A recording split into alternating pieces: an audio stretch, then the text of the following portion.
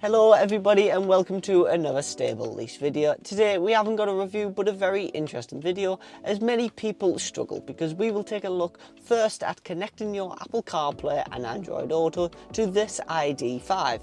After I'll show you a tutorial on the apps and options in CarPlay settings. Today we will be using an iPhone to connect the Apple CarPlay with, but this can be done with Android as well, and these will be the same steps. You can connect Apple CarPlay simply by using a lead. This ID.5 takes a USB-C to the iPhone, and this is nice and easy, but the Bluetooth is a lot more simpler. With the wire, this can become dislodged and disconnected whilst driving, especially over potholes, speed bumps, or aggressively turning a corner. Now, this can be troublesome when you come to connect it back whilst driving because you may lose focus on the road whilst you're just trying to connect your phone to get your music back on. So the Bluetooth, Apple CarPlay and Android Auto is a much simpler way because it takes no leads. So the first step is to connect your phone to the ID.5, and this is done by heading to the App Store or the Play Store if you're on Android and typing in Volkswagen, and the app should come up to download. This should be the blue background with the VW logo on. This may take a while, as you can see, but once you get that sorted, then you will be able to continue. Once you've opened up the VW app, it'll say login or register. I'm just going to press login and then it gives me the option to create an account. You'll just need to type in your email and choose a password. So once I've done that, it'll ask me for the country and I'm in United Kingdom. So once I get that, I'll then get to verify my email. So as you can see, my email just popped up from VW. So then I've just got to verify it. Then once that loads, I can go back onto the VW app. So once you do that, I'm just going to then press return to login and then log in with the details I've just typed in.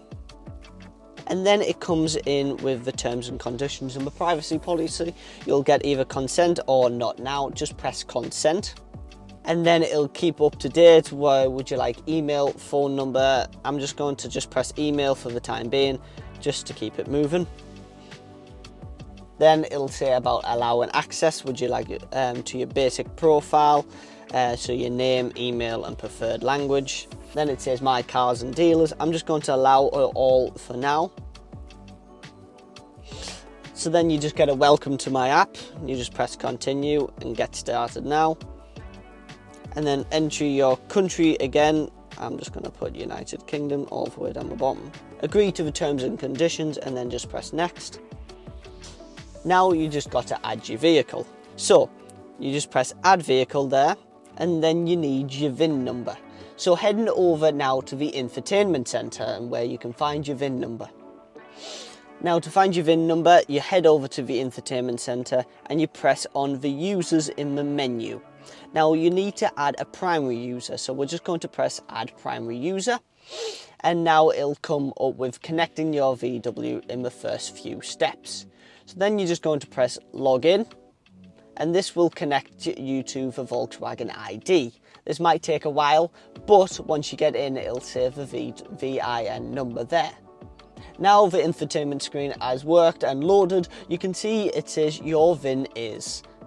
So now you've got the VIN number up on the screen. You can either connect via the QR code by pressing on the camera action on the app, and this will just say will you allow it. You just press OK and then you can simply scan the QR code, or if you want to just type in the 17-digit number and letters, and this will work either way. So for this example, I'm just going to scan the QR code and that has come up automatically. After that, I'm just going to press continue. Now it'll come back up and saying allowing access, and this will allow basic profile, nickname, date of birth, address and my cars. I'm just going to allow all this just for the time being as an example. Again, I've got more connect and we connect, agree the terms and conditions and the privacy policy. Then this is where you complete your profile, so I'm just going to type in my first, surname and nickname. And nickname will be Jack. Okay, next. This is where you need to create a security pin. So this is a 4-digit pin that will allow you to protect your user account. So it could be anything. So I'm just going to quickly type mine in. Once that's done, you can see you can press the I button if you wanted to view your passwords, just to make sure that you've got it exactly correct, because you will need this. Then you press next. You'll then get the free of charge service of packages, and you'll just press OK for them. But then once you do that, you've just got to read over the privacy and policy again, and then just press OK once it's complete. I'm not going to do it because I don't want to connect my phone to the Apple CarPlay, but I'm going to show you through the lead on how to do it. Now, as you can see, I've got the phone connected to the Apple CarPlay. I'm just going to press Apple CarPlay, and this will open the CarPlay settings on the infotainment center. As you can see, it's really touchscreen and it looks really, really cool. Now, this is the home screen that you will get, and it's got the maps and the music and the other destinations that I've got set for. Now, if you just press onto the maps, this will open it directly, and you can just easily search and zoom in, which is really cool because you can easily navigate from there. If you wanted to go back, just press the bottom right, and this will head you back to the home screen. Then you've got your music if you wanted to play. So if I type that in, I've got my Spotify just there. And as you can see, you've got the home, recently played, search and library. And then this button will take you to this beautiful screen where you've got the shuffle for repeat and any of the songs similar and any liked ones. So you can go to queue as well. So it's really all nice and cool. I've got all my recently played, ignore my music type, but then we've got the search, and you can ask Siri what you'd like to play. So if I press that, I can say play Post Malone, and then that will just play it automatically and give you the best playlist. So it's really cool. On the other apps there, we've got the phone. I'll blur my favourites out, but then we've got favourites, recents, contacts, keypad and voicemails. So you can easily type in a phone number once you need to call anybody whilst driving. So it's nice and simple. Or recents, you can call anybody like there. But the favourites, I've favourited my favourite people where I can just quickly press on them whilst driving, so it doesn't distract me away from the road and what I'm doing whilst driving. On to the next thing, we've got messages. You can see my messages here, and if I press onto it, it will open up and read it out for me, and then that gives me an option to reply or repeat or edit or just ignore for the time being, which is really cool because it's really hands-free whilst driving, so it doesn't distract you and you're not allowed to use your phone anyway. So it's really cool.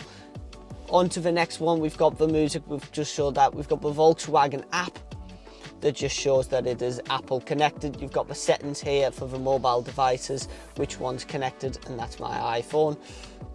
And then we've got the mirror link as well. So you can also, on there is podcasts and audiobooks, so that you can listen to podcasts whilst driving.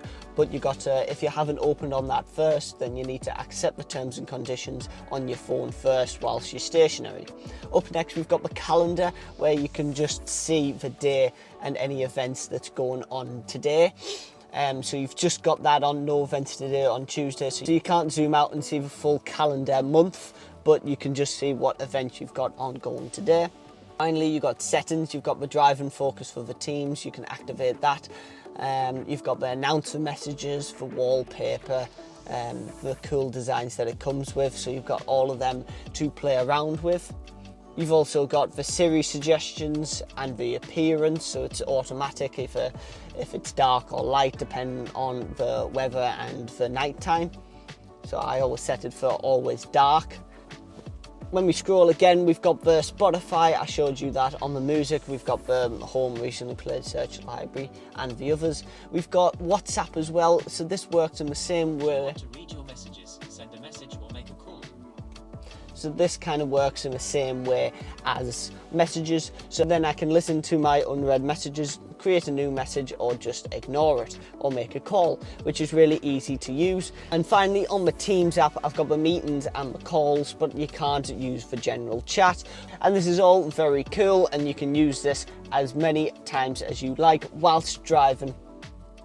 I hope this is a more updated version than the last one that we put out on our channel, which was about 6 years ago. I hope you have enjoyed the video. If you have, give us a like and give us a comment to see any others, because we might have an Audi Connect one very soon with a more up-to-date version than our last video, very similar to this. So stay tuned, because we will have some more reviews going on, but for the time being, I'll see you later.